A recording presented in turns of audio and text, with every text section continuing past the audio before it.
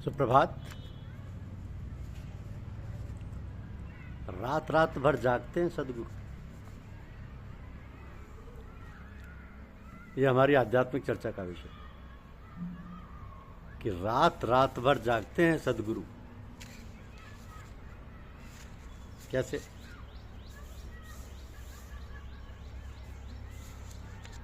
काशीपुरी लखनऊ में एक बार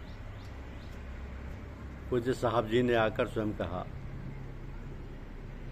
कि मैं सदैव हर एक सत्संगी के साथ रहता हूं,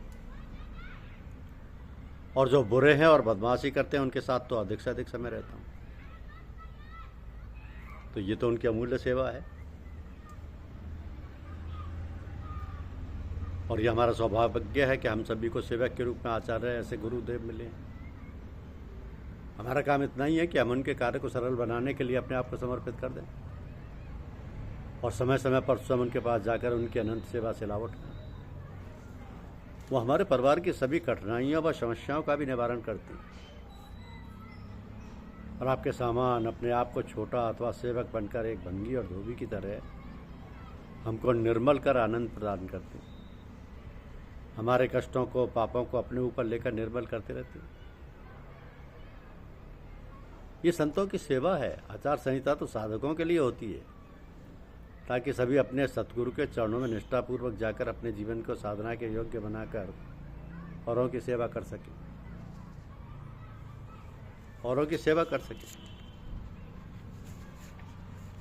संसार में परमपिता भगवान ने सृष्टि का निर्माण करने में जहाँ अनेक जीव जंतु उत्पन्न किए हैं, सभी अपना सर झुकाकर चलते हैं, परंतु मनुष्य को अपने समान अथवा आधार पर बनाया, और वही मनुष्य अपना सर उठाकर चलता है और अपने पिता की शक्ति के आधार पर अनेक निर्माण कार्य करने की क्षमता भी रखता है।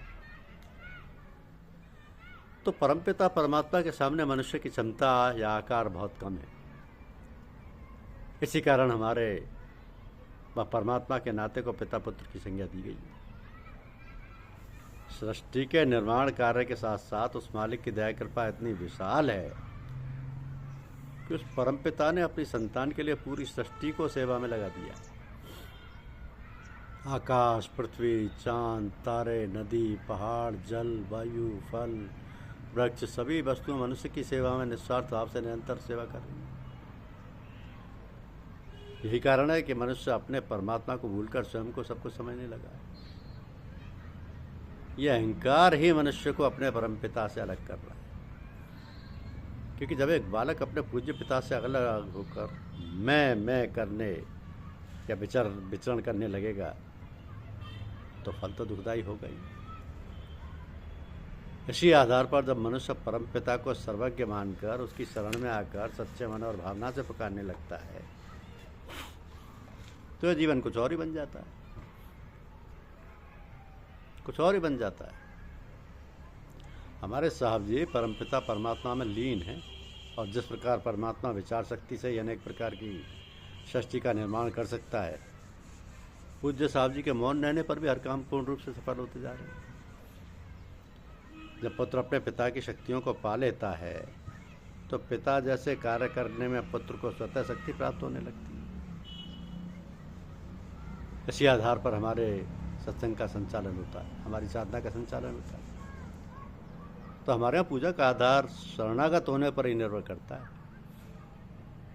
क्योंकि साधना में मनुष्य का एक दोष यही है कि वह अहंकार में डूब जाता है, और अहंकार का अर्थ है कि सबसे अलग होकर अपने को शक्तिशाली प्रकट करना। इसके विपरीत शरणागत होने का अर्थ है कि सभी अन्य शक्तियों से जुड़कर महानता प्राप्त करना। तो आज भी अधिकांश लोग हैं जो इस झूठे अभिमान के बस होकर कष्ट पा रहे हैं।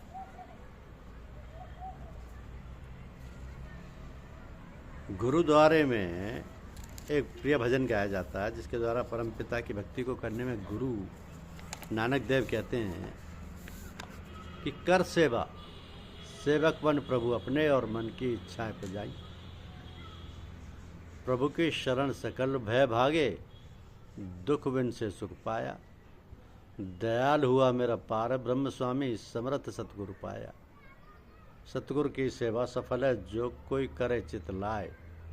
मन चिंतियाँ फल पाइयाँ डोले जिथे जाए। तो साधना में महत्वपूर्ण बात यही है कि साधक अपनी अच्छाई और बुराई सभी का समर्पण करके खाली हो जाए, जिससे कि सतगुरु उस खाली स्थान को प्रभु प्रेम से भरकर अपने जैसा बनाकर प्रभु की सेवा में लगा दे।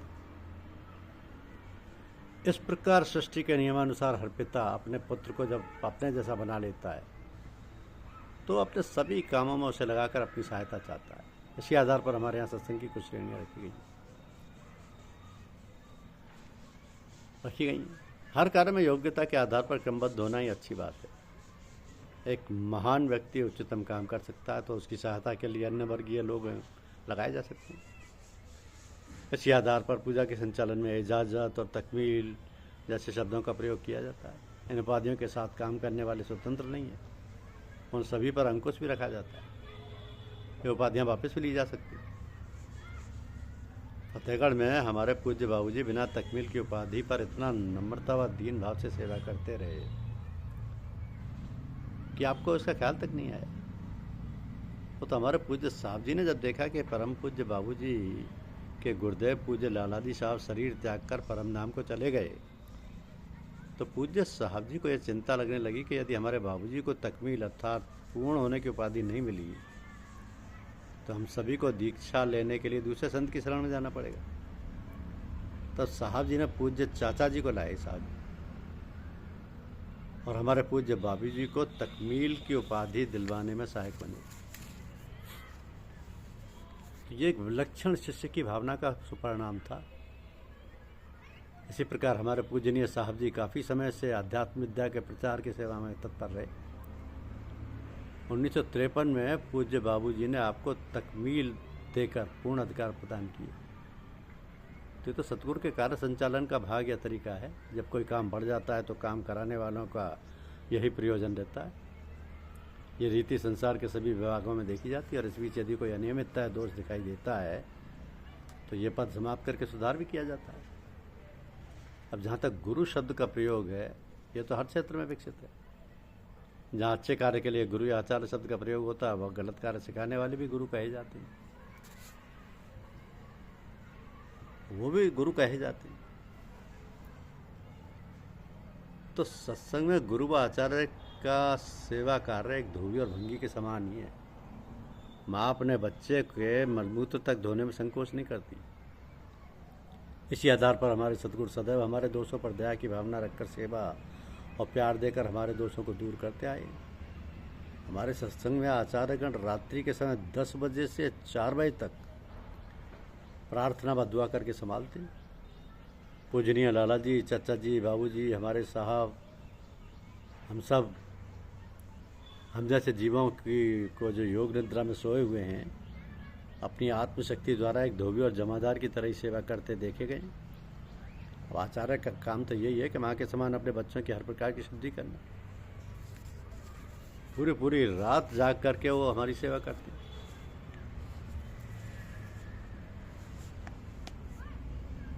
पूरी रात जाग कर पूज्य साहब जी को तो हम देख चुके हैं कि हम सभी रात्रि को घोर निद्रा में सोते रहते हैं और हमारे आचार्य पूज्य साहब जी गुरुदेव हम पर ज्ञान बरसाते रहते हैं। तो ये सद्गुरुओं की दया कृपा ही है कि हम लोग उनके बताए हुए रास्ते पर चलकर भगवत प्राप्ति प्राप्त कर सकें, या भगवत प्राप्ति के मार्ग पर चलते हुए ईश्वर को प्राप्त कर सकें। धन्यवाद। YouTube चैनल को लाइक और सब्सक्राइब अवश्य कीजिए। शुक्रिया।